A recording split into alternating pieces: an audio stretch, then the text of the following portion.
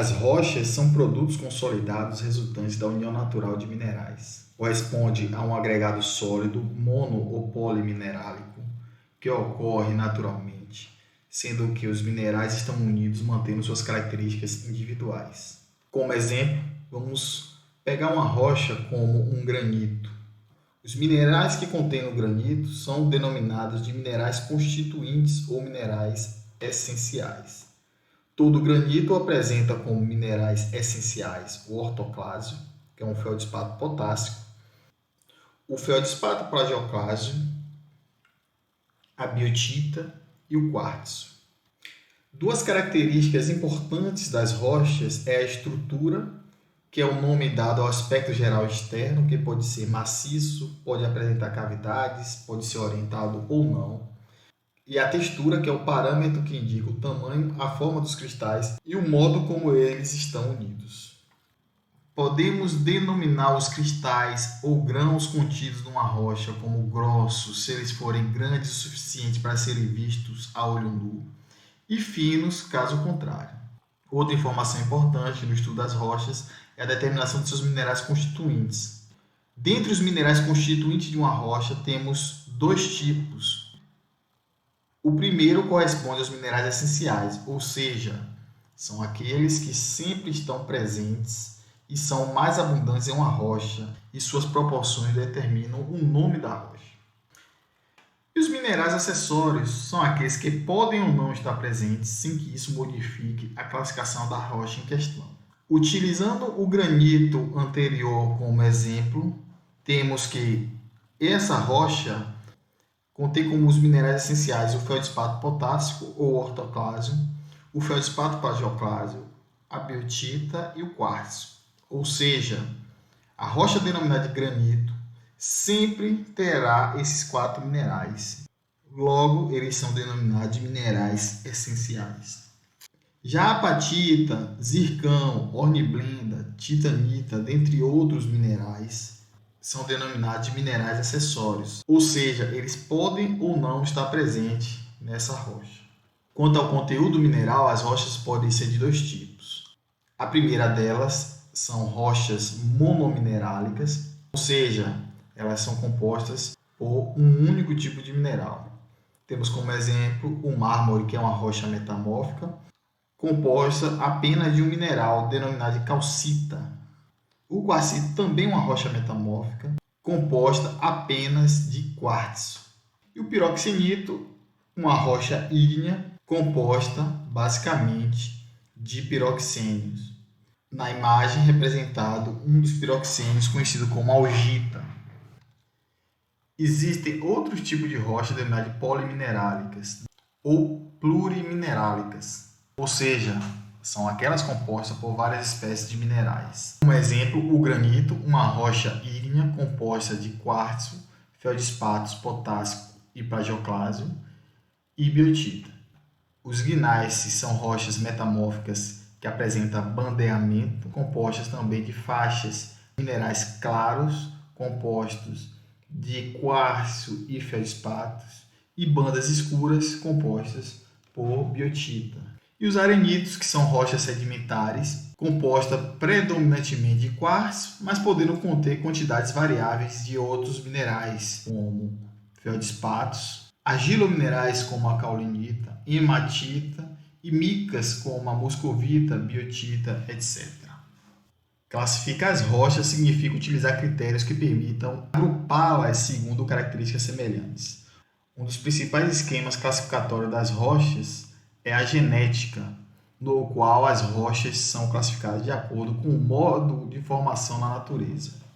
Sob esse aspecto, as rochas se dividem em três grandes grupos. São elas as rochas ígneas ou magmáticas, as rochas sedimentares e as rochas metamórficas, representadas na imagem abaixo. Compreendam como rochas ígneas ou magmáticas aquelas oriundas da fusão das rochas na crosta profunda e no manto superior, onde o aumento da temperatura faz com que as rochas fundam e sua ascensão na crosta promove o seu resfriamento e posterior cristalização. Entenda como cristalização a solidificação do magma ou lava, transformando o material rochoso fundido em minerais sólidos.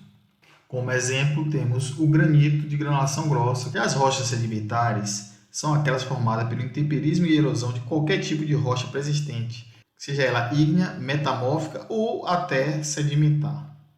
O processo formador da rocha é o transporte, deposição, soterramento e litificação. Entenda como litificação a transformação da partícula ou sedimento em uma rocha sedimentar, como mostrado na imagem que representa um arenito acamedado. A diferença da rocha sedimentar para o sedimento é que a rocha sedimentar apresenta coesão, enquanto o sedimento é incoeso. Já a rocha metamórfica são aquelas rochas formadas sob altas temperaturas e pressões nas profundezas da crosta e do manto superior. Qualquer rocha pode se transformar em uma rocha metamórfica, seja ela ígnea, sedimentar ou até uma própria rocha metamórfica. O processo formador da rocha é a recristalização em estado sólido de novos minerais, sem que a temperatura alcance a fusão desses minerais. Tem como exemplo a imagem que representa uma rocha metamórfica orientada, se formando um padrão de bandeamento, conhecido como gneiss, pela alternância de faixas ou bandas claras, quartzo-feldspática, e bandas escuras, representadas por minerais máficos como biotita. De um modo geral, as rochas guardam o registro das alterações e dos fenômenos ocorridos ao longo da história geológica. Assim sendo, as rochas geradas em um determinado ambiente geológico são estáveis enquanto permanecem naquele mesmo ambiente. Ou seja, caso ocorram modificações nas condições ambientais, induzirá a transformações relativamente lentas, de modo que as rochas se adaptem e se tornem estáveis às novas condições impostas. Afinal, quais são essas modificações ou alterações que ocorrem nas rochas? Duas modificações podem ocorrer. A primeira delas é na textura, ou seja, no arranjo e na orientação das partículas minerais que contém nessa rocha. E o segundo é a criação de novos minerais estáveis às novas condições, seja de pressão ou temperatura, ou seja de desagregação ou decomposição das rochas na superfície da Terra. Um dos tipos de rochas, segundo a classificação genética, são as rochas ígneas ou magmáticas. Essas rochas resultam do resfriamento do material rochoso fundido, que é o magma. Quando o resfriamento ocorre no interior do globo terrestre, a rocha resultante é do tipo ígnea intrusiva. Entenda como uma rocha intrusiva aquelas rochas ígneas que são formadas pelo resfriamento do magma nas profundezas ou no interior da Terra. Como elas são formadas no interior, elas se resfriam muito lentamente e os cristais têm tempo para crescer e produzir uma rocha de granulação grossa, como no granito. Em algumas situações, esses magmas alcançam a superfície e são extravasados a partir dos vulcões, caracterizando as rochas extrusivas ou vulcânicas. Entendam como rochas extrusivas ou vulcânicas aquelas que alcançam a superfície e se resfriam muito rapidamente, de modo que os cristais neles contidos não têm tempo suficiente para se desenvolver. Logo, eles são formados por cristais de granulação fina, como ocorre no basalto. De modo geral, a textura está relacionada ao tempo de esfriamento, como pode ser mostrado nas imagens, onde temos um granito visto numa lente de aumento, com seus grandes cristais, oriundos de um resfriamento lento do magma nas profundezas da Terra, e o basalto, onde os cristais são pequenos e diminutos devido ao resfriamento rápido do magma na superfície da Terra. Quando visto em microscópio, percebe-se esses grandes cristais no granito e pequenos e diminutos cristais no basalto. Logo, o granito é uma rocha intrusiva, pois é cristalizado no interior do planeta Terra e é caracterizado por grandes cristais. Já os basaltos são rochas extrusivas ou vulcânicas que alcançam a superfície e se resfriam de modo bastante rápido e eficaz, produzindo cristais pequenos e diminutos. Outro fato que chama a atenção no estudo de rochas ígneas é sua cor bastante variável. Desse modo, As rochas ígneas claras são mais ricas em minerais contendo silício e alumínio. Devido ao alto teor desses dois elementos, elas são conhecidas como siálicas, cujo nome vem justamente da alta proporção de silício e alumínio, que inclui os feldspatos e o quartzo. Daí as rochas recebem o nome de félsico. Como exemplo, temos a amostra da fotografia, que representa um granito com seus cristais grandes. Podemos dizer que o granito é uma rocha ígnea intrusiva, pois ela é formada no interior da Terra. Plutônica, pois ela é formada pelo resfriamento do magma em profundidade. Siálica, devido à sua composição mais rica em silício e alumínio. E félsica, devido a proporções de feldspato e quartzo em sua composição. A tabela mostra uma série de minerais conhecida como minerais félsicos, como o quartzo, que é um óxido de silício, o feldspato potássio, que é um silicato de potássio e alumínio, o feldspato plagioclásico, que é um silicato de alumínio, sódio e cálcio, e a muscovita, que é um silicato hidratado de alumínio e potássio. Percebam que eles apresentam estruturas diferentes, mas na sua composição eles apresentam altos teores de silício e alumínio. Logo, são minerais félsicos. Já as rochas ígneas escuras são mais ricas em minerais contendo magnésio e ferro, daí advém o nome máfico. O gabbro é uma rocha também intrusiva, pois são formadas pelo resfriamento do magma nas profundezas da Terra. Plutônica e máfica, devido a essa cor escura e a alta proporção de minerais que contêm ferro e magnésio. Como minerais máficos temos biotita, anfibólios, piroxênios e olivina. Percebam que esses minerais apresentam em sua composição sempre os elementos químicos ferro e magnésio. Já as rochas sedimentares são formadas por partículas ou grãos soltos, também chamados de sedimentos, originados pela desintegração ou decomposição das rochas pré-existentes, em um processo que vamos denominar de intemperismo. Essa desintegração e decomposição pode ocorrer em qualquer tipo de rocha, seja ela ígneas, metamórficas ou sedimentares. Posteriormente, esses grãos soltos são transportados por agentes erosivos que modelam a paisagem, como a água, o vento, o gelo e a gravidade, e são depositados na forma de camadas nas bacias sedimentares, onde são soterradas, compactadas e litificadas em condições geológicas de baixa pressão e temperatura, em geral, inferiores a 250 graus Celsius. É importante destacar que os sedimentos das rochas sedimentares cobrem a maior parte da superfície dos continentes e oceanos. Ou seja, quando analisamos a superfície da Terra e a distribuição dos tipos genéticos de rochas ao longo da sua extensão, as rochas sedimentares perfazem aproximadamente 75% da superfície da Terra, enquanto as rochas ígneas ou metamórficas apenas 25%. Já quando aprofundamos no interior da Terra, considerando o volume da crosta terrestre, as rochas sedimentares que são formadas em condições de baixa pressão e temperatura são de difícil preservação quando comparadas às rochas ígneas e metamórficas à medida que aprofundamos no interior da Terra. Logo, nas profundezas da Terra, aproximadamente 95% da crosta são formadas por rochas ígneas e metamórficas, enquanto apenas 5% corresponde a rochas sedimentares. De um modo geral, os processos de intemperismo e erosão produzem dois tipos de sedimentos. O primeiro deles são sedimentos clásticos. As partículas são transportadas e depositadas fisicamente na forma de grãos. Podemos usar o termo grão, detrito, sedimento ou clastos, as partículas produzidas pelo intemperismo e que posteriormente, com os processos do ciclo sedimentar, irão resultar nas rochas sedimentares clásticas. Já os sedimentos químicos ou bioquímicos são substâncias químicas dissolvidas da rocha-fonte, transportados e precipitados em uma bacia sedimentar ou secretados por organismos. Esses tipos de sedimentos, quando alcançam a bacia sedimentar, são precipitados sob condições geológicas específicas, irão formar as rochas sedimentares precipitadas ou químicas e rochas bioquímicas.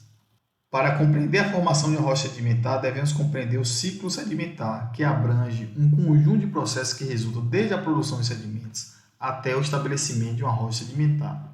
Os sedimentos são produzidos no primeiro processo desse ciclo, conhecido como intemperismo. O intemperismo ou meteorização, que são termos sinônimos, altera as rochas física ou quimicamente. Alterando essas rochas coesas, elas irão produzir partículas que, quando movimentadas pela ação dos agentes geológicos do relevo, podem removê-la da sua posição de origem e acarretar no segundo processo conhecido como erosão. A erosão remove as partículas produzidas pelo intemperismo, que conduz ao terceiro processo, que é o transporte. Quem transporta as partículas produzidas pelo intemperismo são os agentes geológicos que modelam a paisagem. São eles a água, o vento, a geleira e a gravidade, que transportam essas partículas em costa abaixo. Após o transporte durante longas distâncias, essas partículas, grãos, detritos ou sedimentos, ocorre deposição ou sedimentação na bacia sedimentar. Elas acontecem quando as partículas assentam ou os íons dissolvidos precipitam.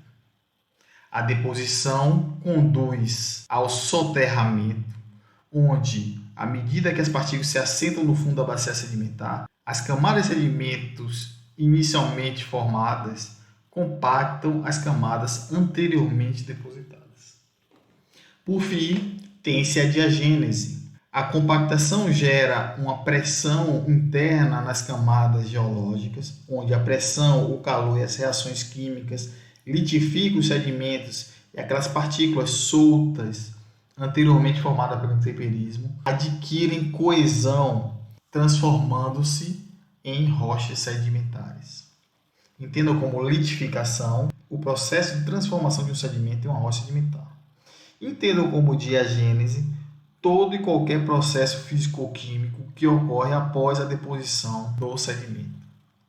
Em síntese, as partículas produzidas pelo intemperismo sofrem erosão, transporte, se deslocam da sua área de origem e será depositada numa área mais distante, conhecida como bacia sedimentar. A esse sedimento que sofreu transporte sedimentar mecânico e foi depositado distante da sua área de origem, ele é conhecido como sedimento alóctone. Já os sedimentos que são formados na própria bacia e se depositam nela são ditos autóctones, ou seja, corresponde ao sedimento que não sofreu nenhum transporte. A imagem mostra os sedimentos cársticos, que são compostos por partículas depositadas de areia, silt e cascalho. São partículas que são transportadas de maneira mecânica para a bacia sedimentar, onde são depositadas em camadas e posteriormente litificadas para formar uma rocha, como mostrada na imagem que representa um arenito, um tipo de rocha sedimentar.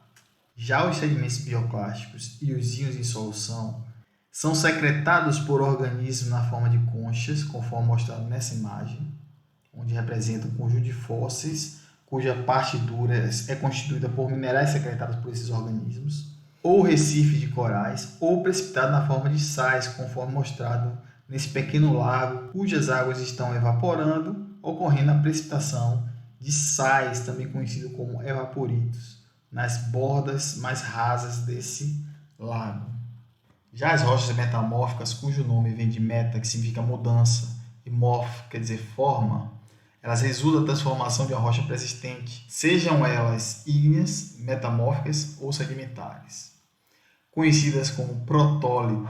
Entendam como protólito a rocha pré-existente, cuja transformação pelos processos de aumento de pressão e temperatura resultou em modificações nessa rocha no estado sólido e na formação das rochas metamórficas. De um modo geral, o processo geológico de transformação se dá por aumento de pressão ou temperatura sobre a rocha pré-existente, sem que a temperatura da fusão dos seus minerais seja atingida. Muitas rochas metamórficas são reconhecidas graças à sua estrutura de foliação, ou seja, a orientação preferencial que os minerais placoides assumem, bem como a sua estrutura de camadas dobradas. Entendam como minerais placoides, minerais em forma de placa, como as micas, exemplo da biotita, da muscovita, etc. Como exemplo, vamos mostrar o desenvolvimento de uma foliação devido à ação de uma pressão dirigida. Inicialmente, temos os minerais com a sua orientação totalmente aleatória ao longo do corpo da rocha, conforme ilustrado no granito abaixo, uma rocha isotrópica, numa condição antes do metamorfismo. Essa condição de aleatoriedade dos minerais contidos nas rochas, ela é modificada sob a ação de uma pressão dirigida ou de um estresse. Essa pressão dirigida nessa orientação irá fazer com que esses minerais aleatórios se orientem perpendicularmente ao esforço aplicado, resultando no desenvolvimento de uma foliação e posteriormente numa segregação de minerais félsicos e máficos, formando um bandeamento, como ocorre no gneiss. Antes do metamorfismo, tínhamos um granito, que é uma rocha ígnea. A ação da pressão dirigida e da temperatura ordenou seus minerais, orientando-os, formando uma rocha conhecida como gneiss.